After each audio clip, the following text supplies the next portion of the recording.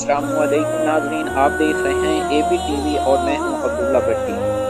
इस वीडियो में मैं आपको मौलाना तारिक जमील के ब्रांड के हवाले से बताऊंगा कि उन्होंने ब्रांड क्यों लॉन्च किया और इसका नाम क्या है, और इस ब्रांड से लोगों को किस टाइप के कपड़े मुयस्सर होंगे और इस ब्रांड से आने वाली आमदनी कहाँ खर्च होगी।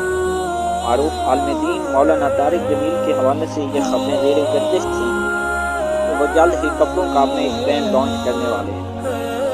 आलिम दीन तारिक जमील ने कपड़ों का ब्रांड मुतारिफ कराने के हवाले से वजाहत देते हुए कहा है कि बड़े सगीर में उलमा का किरदार, कारोबार करना या तिजारत करना ऐब समझा जाता है। ये बात पता नहीं यहाँ कहाँ से आ गई। हालांकि इमाम अबू हनीफा रहमतुल्लाह अलैह जिनके फतवे हम मुसलमान मानते हैं, इनके ज़माने में उनसे बड़ा कपड़े का ताजिर कोई नहीं था।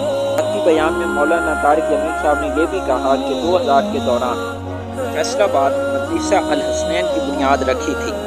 उस मदरसे की 10 शाखें मुख्तलिफ शहरों में कायम की गई, जहाँ हमारे शागिर्द पढ़ा रहे हैं और तालीम अरबी में दी जाती है। मौलाना तारिक जमील के मुताबिक गुज़िश्ता साल जब कोरोना की वबा फैली और कारोबार ठप हो गए, तो इस वक्त मुझे कारोबार का ख्याल आया ताकि इसकी आमदनी से मदारिस चलाए जा सकें।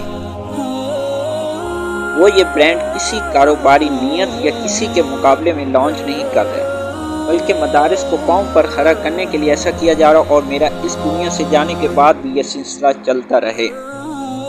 और इस फाउंडेशन की कमाई से अच्छा अस्पताल और स्कूल बनाएंगे। दोस्त सुहेल ने इसमें अहम किरदार अदा किया और ताउन का हाथ बढ़ाया और इसके बाद मेरे नाम से ME ब्रांड के नाम का आगाज किया।